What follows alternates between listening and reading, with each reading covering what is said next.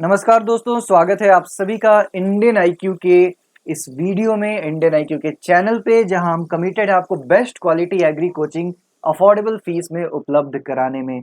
दोस्तों, इस वीडियो में हम बात करने वाले हैं बिहार के एक यूनिवर्सिटी, प्रेस्टिजियस एग्रीकल्चर यूनिवर्सिटी में जो रिक्रूटमेंट निकली है एग्रीकल्चर और अलाइड साइंस ग्रेजुएट्स के लिए, उसके बारे में कंप्लीट डिटेल हम यहाँ पे जानेंगे। उससे पहले मैं आपको छोटा सा इन्फॉर्मेशन दे देना चाहता हूँ। जो नए बच्चे हैं, बच्चों, इंडियन आईक्यू की complete AFO nurture batch start हो गई है। इसमें एडमिशन ऑलरेडी स्टार्टेड है और इस बैच के अंतर्गत आपको बहुत सारी चीज़ें मिलती है जो कि स्क्रीन पे आप देख पा रहे हैं।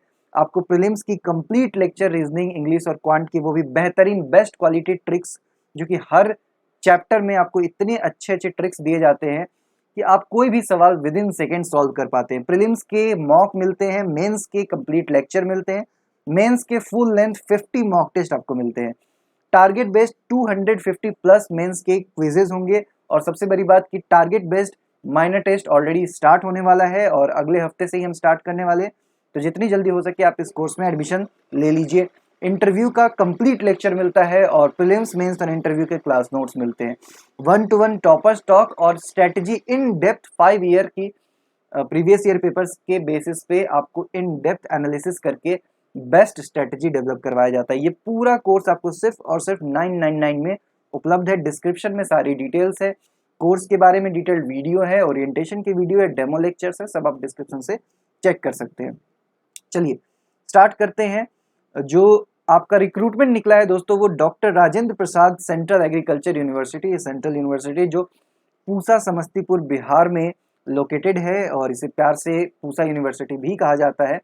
इसमें एक रिक्रूटमेंट निकली है जिसकी की डेट यहाँ पे आप देख रहे हैं, टाइमलाइन देख रहे हैं कि 24 मई से लेकर 14 जून तक आप एप्लीकेशन के लिए अप्लाई कर सकते हैं। तो अभी आपके पास टाइम है, 14 जून तक आप इसमें अप्लाई कर सकते हैं। जनरल कैंडिडेट के लिए, जनरल कैटेगरी के बच्चों के लिए 500 फीस है। बाकी SC ST PWD और वुमेन के लिए एग्जेम्प्टेड है, आपको फीस देने की जरूरत नहीं है। OBC और EWS कैंडिडेट को फीस देना पड़ेगा अगर आप मेल कैंडिडेट हैं। तो ये आपने देख लिया कि 14 जून तक आपको इसमें अप्लाई करना है। कैसे अप्लाई करना है? वेबसाइट पे जाना है आपको। जो वेबसाइट है वो यही है, rpcau.ac.in। यहाँ पे जाकर आप 14 जून से पहले अप्लाई कर सकते हैं। चलिए आगे बढ़ेंगे। ये PDF मैं शेयर कर दूंगा, कमेंट में इसका लिंक दे दूंगा, आप वहाँ से चेक कर लीजिएगा। जो इंपॉर्टेंट बातें वही हम यहाँ पे आपको बताएंगे। जब आप एक बार एप्लीकेशन भर लेते हैं कम्प्लीटली, तो उसके बाद आपको एप्लीकेशन का प्रिंट आउट अपने पास लेकर रखना है। उसको कहीं भेजने की जरूरत नहीं है, बस उसको पास में रखिएगा। DV के टाइम उसकी रिक्वायरमेंट होगी। जो भी आप एप्लीकेशन में फिल कर रहे हैं, बहुत ही केयरफुली, खासकर अपना नाम, पिता का नाम, डेट ऑफ बर्थ, कैटेगरी और क्वालिफिकेशन बहुत अच्छे से डालिएगा। बाद में मिस्टेक होने के बाद किसी तरीके का कोई कॉरेस्पॉन्डेंस यहाँ पे नहीं आप कर पाएंगे। फीस की बात मैंने कर दी। एज लिमिट में रिलैक्सेशन की बात करें तो OBC, SC ST और PWD एक्स सर्विसमैन के लिए एज लिमिट का रिलैक्सेशन बिल्कुल गवर्नमेंट ऑफ इंडिया का जैसा रूल है उसके अकॉर्डिंग है। बाकी यहाँ पे कुछ ज़्यादा इंपॉर्टेंट नहीं है, सब आप बाद में पढ़ सकते हैं। मैं सीधा चलता हूँ यहाँ पे। डॉक्यूमेंट कौन कौन से अपलोड करने हैं एप्लीकेशन फॉर्म के टाइम में? आपको स्कैन फोटोग्राफ जो कि JPEG फॉर्मेट में होना चाहिए, 20 से 50 KB के बीच की होनी चाहिए। स्कैन सिग्नेचर जो कि 10 से 20 KB के बीच का होना चाहिए। सर्टिफिकेट और मार्कशीट ऑफ क्वालिफिकेशन आपको PDF फॉर्मेट में जो कि 50 KB से 300 KB के बीच का होना चाहिए। Experience certificate, caste certificate, PWD certificate, ex serviceman वगैरह की जो भी सर्टिफिकेट है ये आपको JPEG फॉर्मेट में। अच्छा, एक्सपीरियंस सर्टिफिकेट की जरूरत हर पोस्ट के लिए नहीं है, तो निश्चिंत रहिए। ये उन पोस्ट के लिए, बहुत सारे पोस्ट निकले हैं ना, तो कहीं एक्सपीरियंस की जरूरत है, इसलिए यहाँ पे एक्सपीरियंस सर्टिफिकेट लिख दिया गया है। डेट ऑफ बर्थ का प्रूफ, जो 10th की आपकी मार्कशीट वगैरह होगी, वो आपको JPEG फॉर्मेट में देनी थी। ये डॉक्यूमेंट आपके लगेंगे। बाकी डॉक्यूमेंट वेरिफिकेशन के टाइम कौन सा डॉक्यूमेंट लेकर जाना है उसको भी चर्चा करने की जरूरत नहीं है, ये सब एग्जाम के बाद होगा। लाइकली कॉज ऑफ रिजेक्शन, किस वजह से रिजेक्शन हो सकता है एप्लीकेशन का, वो पढ़ लीजिए। अगर आपने एक पोस्ट के लिए एक से ज़्यादा बार एप्लीकेशन भर दिया तो रिजेक्ट हो जाएगा। एप्लीकेशन इनकम्प्लीट है तो रिजेक्ट हो जाएगा। ऑफलाइन है तो भी रिजेक्ट हो जाएगा। आप अगर फुल फी जमा नहीं करते हैं तब भी रिजेक्ट हो जाएगा। अगर आपकी क्वालिफिकेशन मैच नहीं करती है या किसी पोस्ट में एक्सपीरियंस मांगा गया वो मैच नहीं करता है, वो डेट से पहले का नहीं है, तो रिजेक्ट कर दिया जाएगा। कैंडिडेट अगर ओवर एज या अंडर एज है तब भी रिजेक्ट कर दिया जाएगा। और अगर ओरिजिनल डॉक्यूमेंट और एप्लीकेशन फॉर्म में अगर किसी तरीके की कोई डिफरेंस देखने को मिली तब भी रिजेक्ट कर दिया जाएगा। और एसेंशियल क्वालिफिकेशन जो मांगा गया वो नहीं हो तो रिजेक्ट कर दिया जाएगा। तो इस PDF में यही हमारे लिए इंपॉर्टेंट था। अब बढ़ते हैं अगले पीडीएफ की तरफ और देखते हैं कि इसमें क्या है। ये आपके लिए रिलेवेंट पोस्ट है दोस्तों, कैटेगरी 2 में जो आप देख रहे हैं यहाँ टेक्निकल असिस्टेंट की जो पोस्ट है ये आपके लिए रिलेवेंट पोस्ट है। इसमें एग्रीकल्चर के लिए, बिजनेस एडमिनिस्ट्रेशन के लिए, केमिस्ट्री, जूलॉजी, बॉटनी के लिए, इन्वायरमेंटल साइंस के लिए, फिशरीज, होम साइंस, हॉर्टिकल्चर और वेटनरी साइंस के लिए पोस्ट निकले हैं।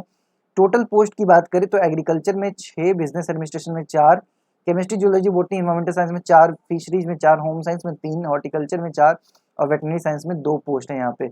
और डिटेल्ड आप यहाँ पे देख सकते हैं कैटेगरी वाइज। तो ये तो हो गए नंबर ऑफ पोस्ट की बात हो गई।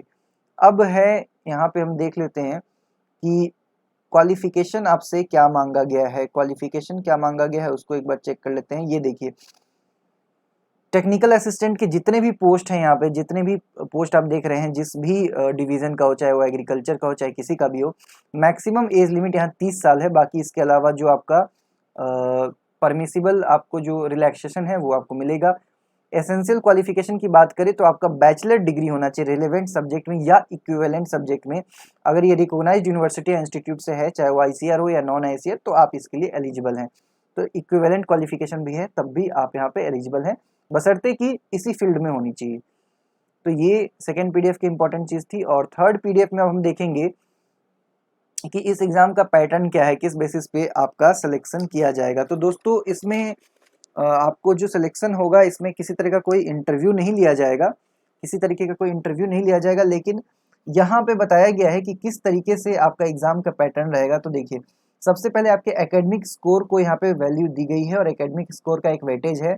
दूसरा रिटन एग्जाम होगा और इस बेसिस पे ही आपका सिलेक्शन होगा। तो एकेडमिक स्कोर में क्या है कि हाई स्कूल में आपके जितने भी मार्क्स हो, मान लेते हैं कि आपके अगर मान के चलिए कि अगर आपके 10th की नहीं सॉरी, ये किसका, फील्ड असिस्टेंट का है, एक सेकेंड, ये फील्ड असिस्टेंट का है, हम देखेंगे टेक्निकल असिस्टेंट, ये रहा टेक्निकल असिस्टेंट का। यहाँ पे आप देखेंगे कि हाई स्कूल के जो भी मार्क्स होंगे, जैसे मान लेते हैं कि आपके 10th में 90% होंगे, तो 90% में 0.1 से मल्टीप्लाई कर दिया जाएगा, यानी आपके 9 मार्क्स होंगे। अगर आपके 12th में मान लेते हैं कि ये 10+2 में आपके अगर मान लीजिए कि 80 मार्क्स हैं, ठीक है, तो 80 मार्क्स को 80% है मान लीजिए, तो 80% को 0.15 से मल्टीप्लाई किया जाएगा तो कितने हो जाएंगे, 12 हो जाएंगे। तो 12 मार्क्स आपको 12th से मिल जाएंगे। फिर वैसे ही ग्रेजुएशन का मार्क्स है, ग्रेजुएशन में मान लीजिए आपके 80% मार्क्स है, तो उसको 0.25 से मल्टीप्लाई कर दिया जाएगा तो वो 20 हो जाएगा। तो इसके बाद आपके पीजी डिग्री अगर आपने कर रखे हैं तो आपको 10 मार्क्स एक्स्ट्रा मिलेंगे।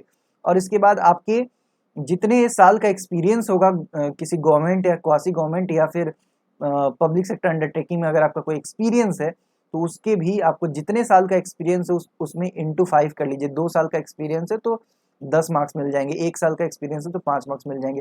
तो इस तरीके से करके टोटल 75 मार्क्स आपके बैकग्राउंड के बेसिस पे मिलेगा आपको कि आपके कितने मार्क्स रहे हैं।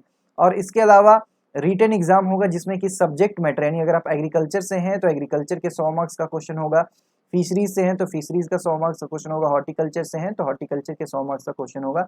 और एक जनरल नॉलेज का पेपर होगा जो 50 मार्क्स का होगा, 50 मार्क्स का। और इसके अलावा एक पेपर होगा लैंग्वेज का जिसमें हिंदी या इंग्लिश में से कोई भी आप चूज कर सकते हैं, वो 100 मार्क्स का होगा। और एक कंप्यूटर प्रोफिशिएंसी टेस्ट होगी जो कि क्वालिफाइंग होगी, उसमें आपको 50% मार्क्स लाना अनिवार्य है। अब आपका जो सिलेक्शन होगा दोस्तों वो यहाँ लिखा हुआ है कि सिलेक्शन 325 मार्क्स के अंदर होगा। 325 मार्क्स कैसे, 75 मार्क्स तो आपके एकेडमिक स्कोर से आ गए और 100 मार्क्स जो आपका सब्जेक्ट मैटर का है, 50 मार्क्स आपका जनरल नॉलेज का है और 100 मार्क्स आपका लैंग्वेज हिंदी या इंग्लिश का है। तो 325 में से आप जितने मार्क्स लाएंगे उसके बेसिस पे आपका सिलेक्शन होगा। सिलेबस आपका ग्रेजुएशन लेवल का रहेगा। कंप्यूटर टेस्ट में सिर्फ 50% मार्क्स लाकर क्वालिफाई करना है। अगर आप 50% मार्क्स नहीं ला पाते हैं तो फिर आपको आपका जो रिजल्ट है वो नहीं पब्लिश किया जाएगा। तो ये दोस्तों इंपॉर्टेंट डिटेल थी इस पोस्ट से रिगार्डिंग जो कि मुझे आपके साथ शेयर करना था। इस चैनल पे बने रहिए और नए हैं तो सबसे पहले इसको सब्सक्राइब कीजिए, इस चैनल को सब्सक्राइब कर लीजिए और वीडियो को अपने दोस्तों के साथ शेयर भी करिएगा और पसंद आए तो लाइक कर सकते हैं। चलिए मिलते हैं आप लोगों के साथ नेक्स्ट अपडेट में।